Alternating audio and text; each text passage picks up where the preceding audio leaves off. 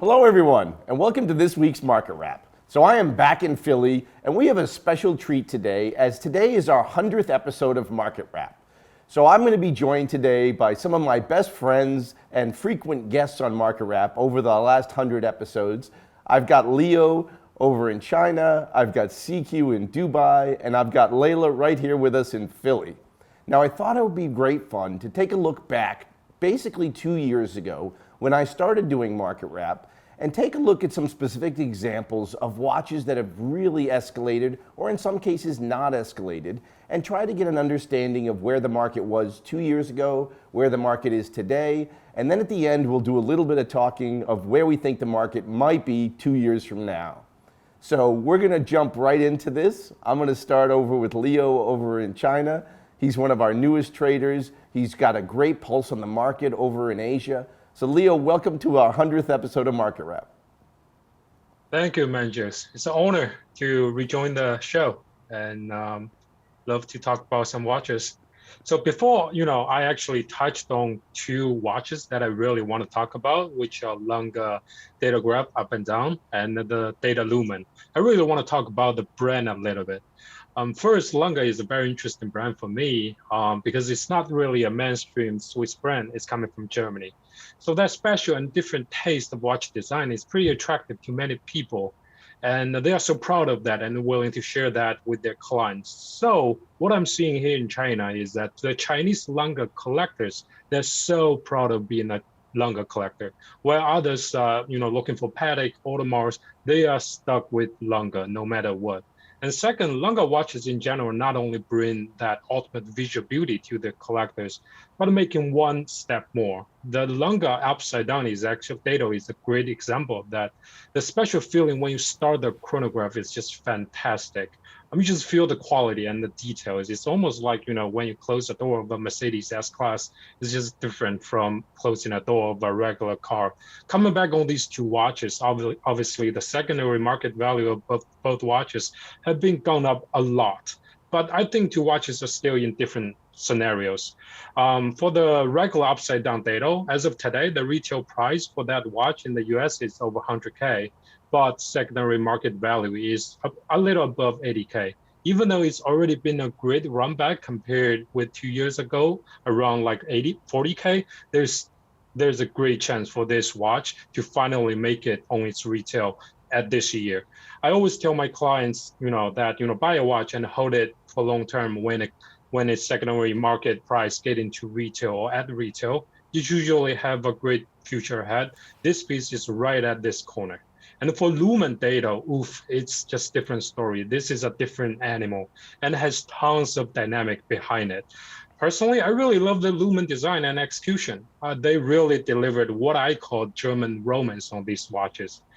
This Ultimate Fun watch is now trading around 350K on the market, more than 3 times on retail, where it was only 125K at the beginning of 2020. This model was sold a couple of times at different auctions and got harder and harder. This really led by the core of Lange brand and the collectors, which I just talked about earlier. Lange brand collectors are really proud of what they are. And I believe this Lumen game will continue in 2022 even further, no doubt. 2 of my Chinese clients have already ordered the newest Zightwork Lumen from Lange Boutique. Both of them spent over $500,000 USD on bundled sales in order to get their Zightwork Lumens. And 2 of them already contacted me and asked me about the resale value of their high complicated Lange bundle watches, not the Zightwork Lumen. That do not look so good from my perspective. For me, I think this will hurt Lange high complicated watches other than the hot models, both in short run and the long run. And the Lange claim that, they are moving will focus on more high complicated models moving forward. And I don't know how they can do that if they keep doing bundle sales like this. I mean, Rolex has tutored to sacrifice, but Lange is really on their own. No, it's a great point. I think it's interesting because I know even 2 years ago, Lange was not well known or well coveted in Asia. What do you think made that change? When did you start seeing the change of people really starting to understand what Lange was and really appreciate Lange? I think Lange did a really great job in terms of marketing. they really differentiate themselves away from every brand, others. So the design they claim, that they really focused on the movement, and the thickness of the case is there for a reason because of the movement. And then they did really good education on their clients and tell them that we are Lange, we are German, we are meant to be different. And on the social media, they keep doing the same thing what they were educating their clients off the line on their social media. A lot of activities are going on, paid social ads, and then do more education on their clients or even not their clients. So I feel like Lange is really on the run to go up, especially at Far East Asia. No, that's fantastic. And again, I love your analogy to the S-Class because I've always felt that Lange has a very different feel to them than the Patek or Audemars traditional pieces. So now that's great insight. I love it. All right, let's jump over to Q over in Dubai. CQ, I miss you being over there. How you doing? I miss you too, Mike. Congratulations on 100th episode. Man, it's crazy. 100 episodes have passed so fast. It's crazy that you've been so consistent. You're probably the busiest person I know in the world. So congrats, really well done. And you're almost as famous as Tim. Dubai Watch Week, everybody wanted a picture and an autograph from Manjos. So that was fun to see. When we was thinking about thinking about this topic, there's one watch that I've always kind of tracked since its release, and that was the 45th anniversary Snoopy. People have heard me talk about this watch for years. I had an opportunity to buy it at retail. A friend, talked me off of it. I didn't get it thinking I could just jump in and get it. Oh, it's an Omega, it's a Speedmaster. And immediately sold out. And it went from a watch that was under $8,000 retail to 15 to 20. I remember in maybe 19 or 2018, we sold one for 24,000 back in Bala, and it was crazy. And now it's a watch that's trading for 50,000. I mean, 2 years ago it was in the 30s, and now it's a consistent $50,000 watch. And that just goes to me the strength of one, having a good brand identity and just making a good looking watch. Because it's a watch that looks so good. Under retail, you'd have to pay me a lot of money to give it up because it's a Speedmaster, the dial is beautiful, you got Snoopy laying there, and then you got, what would you do in 14 seconds? So it hits a lot of heartstrings for a lot of different collectors, and it was just a perfect circle. To me, Omega's always been a brand that mastered selling out larger limited editions because they had the 007 watches that were always over 1,000 pieces and always sold out. But to see the Snoopy go so far, and just, every time I check the Chrono 24 price and see what we sold it for, I cry a little bit because, I had it in my hands, You were this close. I was there, and let's just say me and that friend, we don't really talk that much anymore because he cost me, 40 grand. I don't know if I'd ever sell, or maybe I sold it at 15, but it's just amazing to see. And that's leaked over into the 50th anniversary piece, which isn't as limited, but it's still being very, very successful. It shows that you make a good looking watch, and if the themes are the right way, and you kind of just strum the heartstrings of the right collectors, anything is possible for any watch. No, I think it's a great point, and it's a very interesting watch because I remember when I first started at WatchBox here 4 years ago, I remember like the second day we were here, we had paid $17,000 for one, and I thought it was crazy that an Omega Speedmaster, which is kind of their most common piece, and this was a limited edition, but not tiny numbers, was trading that much over retail. And now we look at it, and at $50,000, we have trouble keeping them in stock. Yet I think it does speak to how creative the watch was. Obviously, who doesn't love Snoopy? The whole space program. I mean, it really ties into everything that Omega is great at, and it's truly a collectible. Everybody knows what the piece is now. Everybody sees it. It's just a great piece on the wrist. And I love how it glows as well. Yeah, no, it's really good looking at night. And I remember that day so vividly because you were there, Danny Gobber was there. Everybody was kind of just like, what are we doing? Why, we're paying so much. And then look at it now. But I remember everybody was kind of being tense. Like, are we really paying 17 grand for Speedmaster? Like, come on, are we nuts right now? And you look back at that and it's like 50 grand. And like you said, we get them in stock, never more than 2 at a time. And they kind of sell pretty fast. Yeah, it's amazing. Awesome. All right, so we're going to swing over to Philly now, and I've got Layla with us as well. Hey Good morning. guys. It's an honor to be on today for the 100th episode. I have wanted to film with all of you, and I have to say I've wanted to film with Q ever since I started at the company in 2018. So huge honor, happy to be here.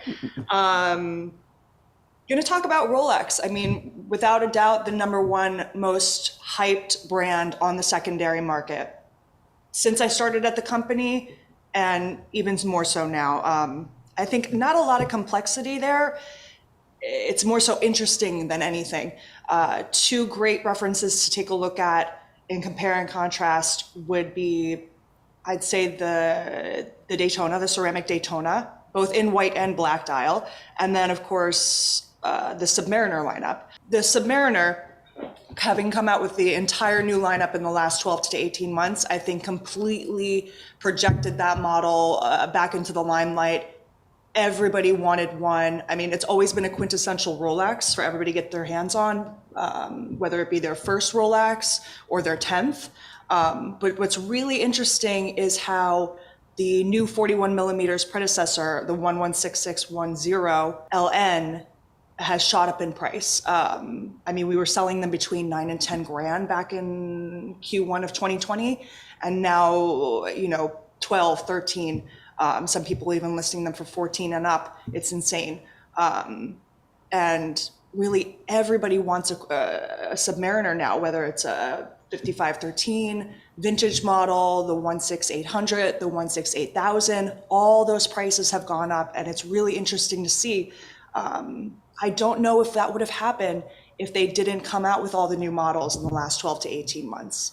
And then if you look at it, in comparison to the Daytona, it's interesting because that watch came out in 2016. We haven't seen anything new, no updates. We had a ton of hype surrounding it right before Watches and Wonders last year. Everybody was thinking, maybe they'll discontinue it. Maybe they'll come out with a 41 millimeter or 42, change the color bezels, put a date on the dial. All these different rumors all over the place. Nothing happened. Prices shot up before the show. They've continued to rise now. It's insane that we are looking at Daytonas close to 40 grand. And the spread on them between the white and the black dial is very interesting as well. I mean, personally, I love the black dial over the white on the ceramic Daytona. But to see such a large spread between the two is very interesting. And then if you look at the 116520, the spread is much smaller between the color dials. And I mean, the Daytona has just continued to rise ever since the introduction of the 16520 back in the 2000s. That watch will continue to rise. The Submariners I can see stabilizing a little bit because we don't anticipate them coming out with anything new in March, but it's very interesting to see. I mean, the entire stainless steel lineup of references has continued to rise. Some are softer than others. The Explorer, for instance, the Explorer 2s, but those Submariners and the Daytonas, I mean, it's really been interesting to see what they've done in the last 2 years. Yeah, no, I think it's fascinating that, if you asked me 2 years ago, I thought double retail was a crazy number. And now we're looking at almost triple retail on these Daytonas, especially the white. And to your point, the spread is very interesting because I've been doing this, 30 years, always Daytonas were coveted. They were, since they reintroduced them, always over retail. But for a number of years, the black was more popular. And then only in the last 5 or 6 years has everyone kind of leaned into that white for some reason. And, the spread is pretty significant between the two now. And I don't know why that is exactly, but it's just become, the Panda craze it's become kind of the watch to have. And the Sub, I totally don't understand because to me, I love a Submariner. I think everybody should own a Submariner, but it's such a classic watch. And it's so mass produced. I mean, it's probably one of the most prolific watches Rolex makes. And here we are still seeing the previous generation trade well over retail. It's incredible to me. It's very interesting to see. Yeah.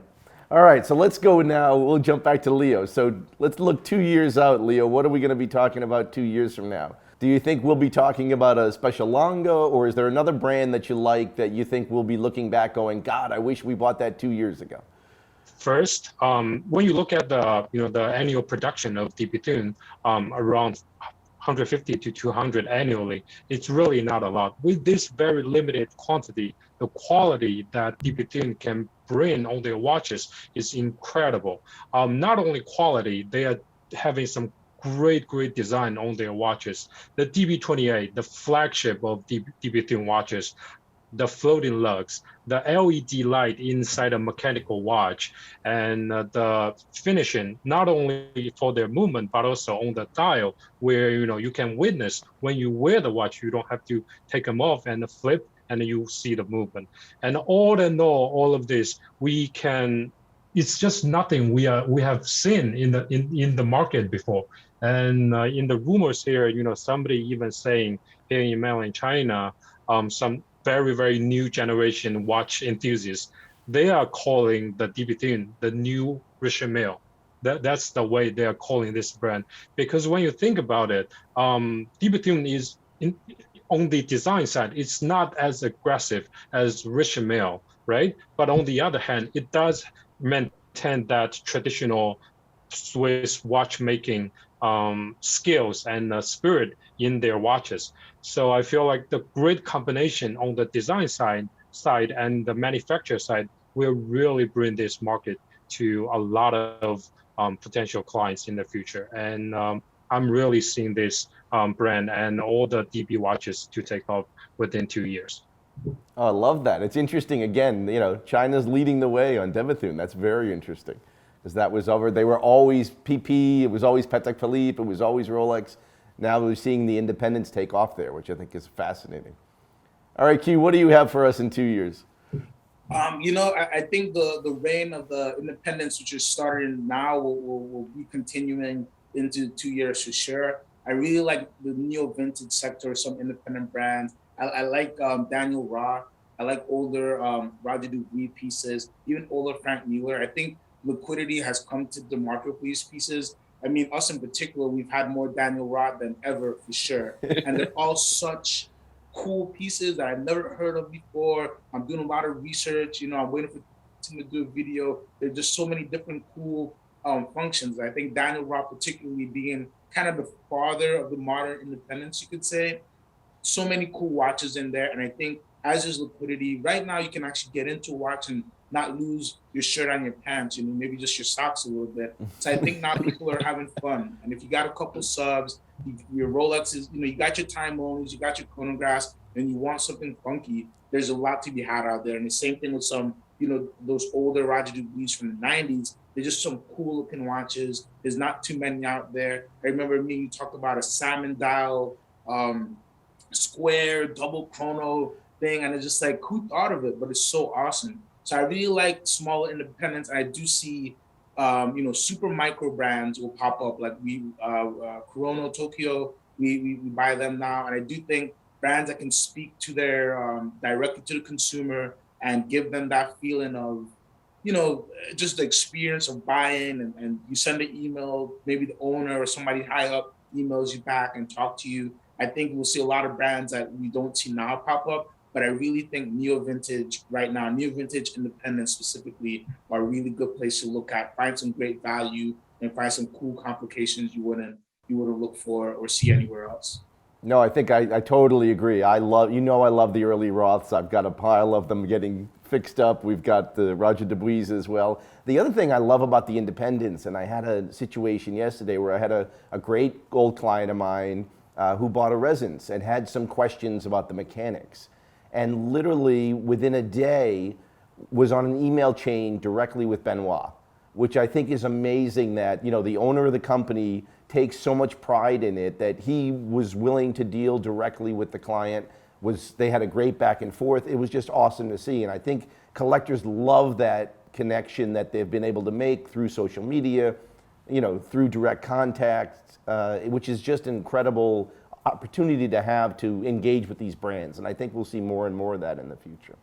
No, actually, yeah, it definitely brings a different feel. I'll never forget one of my clients bought a Kari Voutilanen watch. Something went wrong, and Mr. Voutilanen texted him and say, hey, something was up with the movement, and I told him exactly what was wrong with the watch, exactly how he fixed it. And he was just so, like how Leo said, people are proud of being a Lange Söhne owner or collector. He was just so proud of, hey, like, I bought this watch, I spent all this cash, and the guy actually texted me back when something was wrong. And I think that is a priceless thing that all brands could really take some notes and just communicate directly with your customer as much as you can. It's hard, but the more you do it, the more good vibes go your way, I think.